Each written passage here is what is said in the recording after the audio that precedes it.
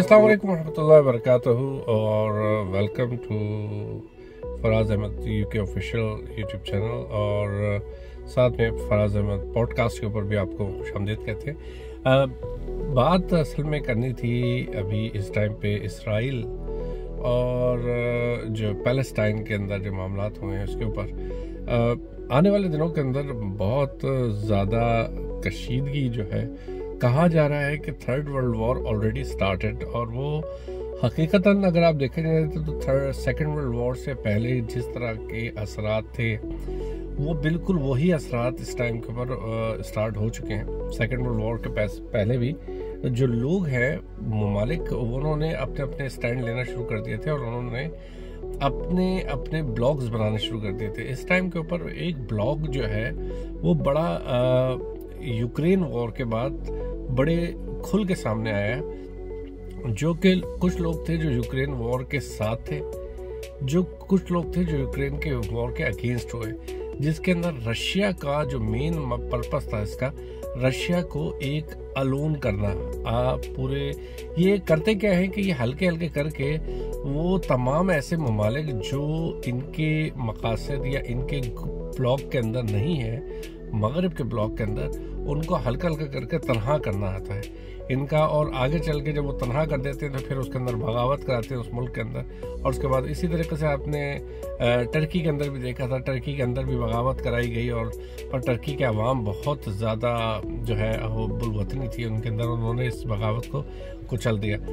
Ukraine war के अंदर भी इन्होंने यही काम किया, बगावत भी कराने की कोशिश करी, सब कुछ करने के भी, पर रशिया जो है वो डटा रहा। रशिया भी डटा रहा चाइना के बैकअप के ऊपर, और चाइना के साथ साथ चाइना ने जो पीछे से बैकलॉग्स बना के अपने पहले से रखे हुए थे उसकी वजह से इनको रशिया को इस टाइम पे बहुत बैकअप मिले। अभी इसराइल के अंदर जिस तरीके से माहौल हुआ है, इसमें भी कुछ ब्लॉक्स ऐसे बने हुए हैं जो अब पैलेस्टाइन की बाकायदा सपोर्ट के अंदर सामने खड़े हो गए। पहले रशिया इतना खुल के नहीं आता था, अब रशिया वही काम कर रहा है यूक्रेन के अंदर इस टाइम पे काम हो रहा है। यूक्रेन के ऊपर पीछे अमेरिकी फोर्सेस और बरतानवी फोर्सेस और तमाम लोग इनकी सपोर्ट कर रहे थे, और साथ में लड़ाई क्या चल रही थी, लड़ाई चल रही थी रशिया के साथ। जिस तरीके से अगर आप लोगों को याद हो अफगानिस्तान के अंदर क्या हुआ था, अफगानिस्तान के अंदर सिर्फ अफगानी नहीं लड़े थे, वो अमेरिकन फोर्सेस और अलाइड फोर्सेस और सारे फोर्सेस वो अंदर जाके देखा था। जिस तरह अगर आपको रैम्बो 2 या 3 अगर याद होगा तो उसके अंदर पूरा दिखाया गया था किस तरीके से लड़ाई हुई थी। इसी तरीके से यूक्रेन के अंदर भी यही लड़ाई चल रही थी। उसका मकसद क्या था कि रशिया को कोलैप्स करना इकोनॉमिकली, उसको इतना वो कर देना कि रशिया जिस तरह पहले टूट गया था अफगानिस्तान के अंदर और टूट गया वो। पर रशिया ने काम ये करा कि उसने अपनी सारी ऑयल की प्राइसेस जितनी भी है वो ट्रेडिंग जो है वो अपने पैसों से करना शुरू कर दी, क्योंकि उनको पता था कि पूरी दुनिया के अंदर ऑयल चाहिए उनको, तो उन्होंने अपनी इकॉनमी को कर दिया। यहाँ पे पैलेस्टाइन के अंदर जिस तरह भी रशिया सपोर्ट कर रहा है, और सऊदी अरेबिया ने बहुत बड़ा बयान दिया है इस टाइम के ऊपर कि उसने कहा है कि खुल के खड़ा हो गया कहने लगा भाई ये इस तरीके, क्योंकि सऊदी अरेबिया हो गया और ममालिक हो गया, उनको ये पता है कि करीब के जो ममालिक हैं वो बहुत इंपॉर्टेंट होते हैं बनिस्बत दूर के रहने वाले। आपके मोहल्ले के अंदर अगर आपका कोई लड़ाई हो जाए आपकी, तो सबसे पहले आपके मोहल्ले वाले खड़े होंगे उस बदमाश को रोकने के लिए, ना कि कोई बाहर का मोहल्ले वाला आके आपको बचाने के लिए आएगा। क्योंकि अगर आपने पड़ोसी वालों से पंगे किए तो पड़ोसी आपको वहीं पे मार देंगे। तो यही हाल ये लोग करते क्या है कि बड़े ममालिक अपने इर्द गिर्द के माहौल के साथ बड़े अच्छे ताल्लुकात रखते हैं और उसके बाद फिर बाहर जाके पंगे करते हैं। तो इसी तरीके से सऊदी अरेबिया को भी ये समझ आ गई है कि हमको अगर सही साथ रहना है तो ईरान के साथ भी, साथ में रशिया के साथ भी, और जगहों पे जो ब्लॉक बना है उसके साथ हम अच्छे ताल्लुकात रखें ताकि ये हमारे बुरे बुरे वक्त में काम आए। पाकिस्तान का जहाँ तक अभी इस टाइम पे हाल है, पाकिस्तान का ये हाल है कि पाकिस्तान में इमरान खान की वैल्यू और बढ़ेगी इसलिए आज से कि अगर आप देखें अमेरिका ने इस टाइम पे इसराइल के लिए जो है एक करारदाद पेश करी, और वो इतनी बुरे तरीके से बैकड्रॉप हुई कि उसके अंदर किसी बंदे ने भी वोट नहीं दिया सिवाय अमेरिका के अपने। यानी कि ये अमेरिका की तारीख की फ्लॉप तरीन जो है परफॉर्मेंस रही है, और उसके अंदर ऑन टॉप ये हुआ है कि इस मतलब जितने ममालिक थे उन सब ने इसराइल को जो है वो कंडेम कर रहा है कि इसराइल ने बहुत गलत कर रहा है और ये शुरू से कर रहा है। अच्छा, ये अभी के जो मामला हुए वो एकदम से नहीं हुए हैं। कहा ही जा रहा है कि उन्होंने पानी की लाइन भी काटने की कोशिश करी थी इसराइल ने और जगहों पे भी। और इसराइल का जो एक और एक्ट भी है वो सिर्फ मुसलमानों के अगेंस्ट नहीं है, वो जो है वो और जिस तरीके से अगर आप क्रिश्चियन देख लें तो एक क्लिप बड़ा वाज़ेह हो रहा है कि एक जगह से क्रिश्चियन के लोग निकल रहे हैं और उनको थूक फेंक रहे हैं उनसे, तो असल में दिखाया गया कि इनके अंदर नफरत काफ़ी बैठी हुई है। और बाकी लोगों ने ऐसी ऐसी वीडियोस इस दफ़ा इसराइल के हक़ में बनाई है कि दिखाया कि इसराइल में असल में इसराइल आया कैसे था।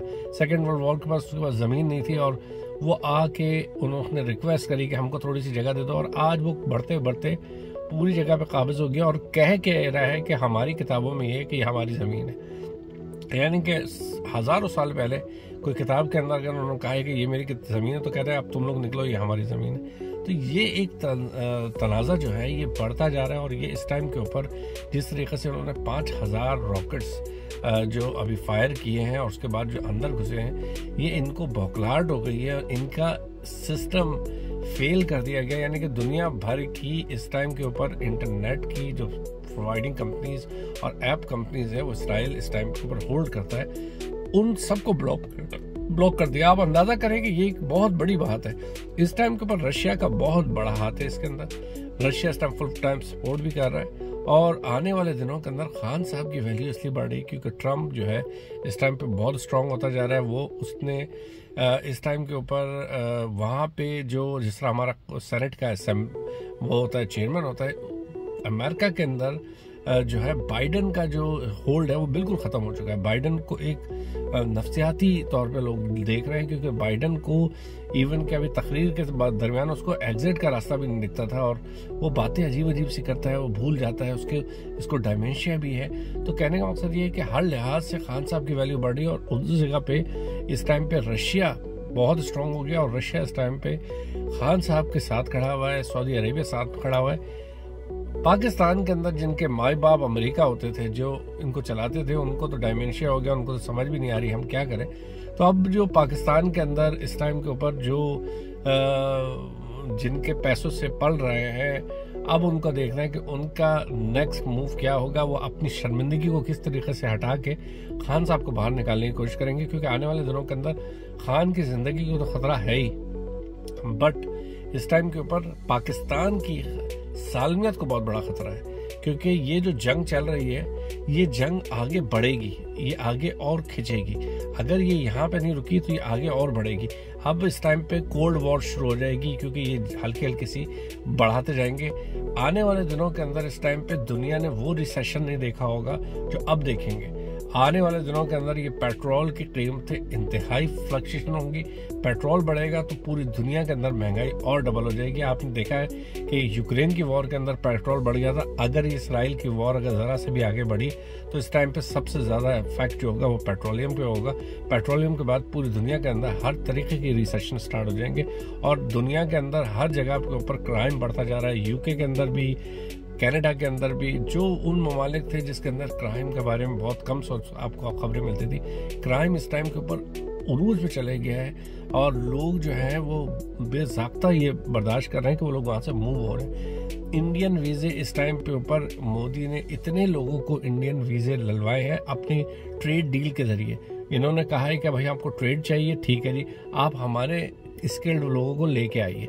अब वो स्किल्ड लोगों से ज़्यादा बीजेपी के लोग आ रहे हैं इस टाइम के ऊपर। सबसे बड़ी इमिग्रेशन यूके के अंदर अगर हुई है तो इस टाइम पे इंडिया से हुई है और इस टाइम के ऊपर नाइजर फराज और जिस तरह के लोग जो थे जो इमिग्रेशन के खिलाफ थे उनकी एक आवाज़ नहीं आ रही है, उनको चू तक आवाज़ नहीं आ रही है क्योंकि उनको अगर यही कोई मुसलमान ममालिक के साथ डील होती तो सबसे ज़्यादा खबरें आती, पर इस टाइम पे कोई खबरें नहीं आ रही हैं। और आने वाले दिनों के अंदर जो यूके के अंदर एमपीज़ और मुस्लिम एमपीज़ बने हुए हैं वो खामोश बैठे हुए हैं। उनको ये नहीं पता है कि आने वाले दिनों के अंदर ये एमपीज़ के इनको वोट नहीं मिलेंगे क्योंकि जिसकी मेजॉरिटी हो जाएगी वो यहाँ पे उनके अपने एमपीज़ भी आएंगे।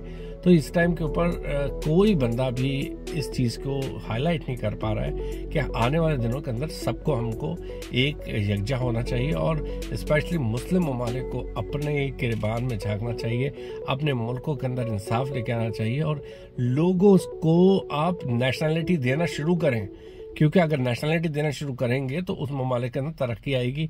बनिस्बत वो वेस्ट की तरफ ही देखते रहते हैं। उम्मीद करता हूँ आपको व्लॉग पसंद आया होगा, और पसंद आया होगा तो प्लीज़ शेयर कीजिएगा और सब्सक्राइब ज़रूर कीजिएगा।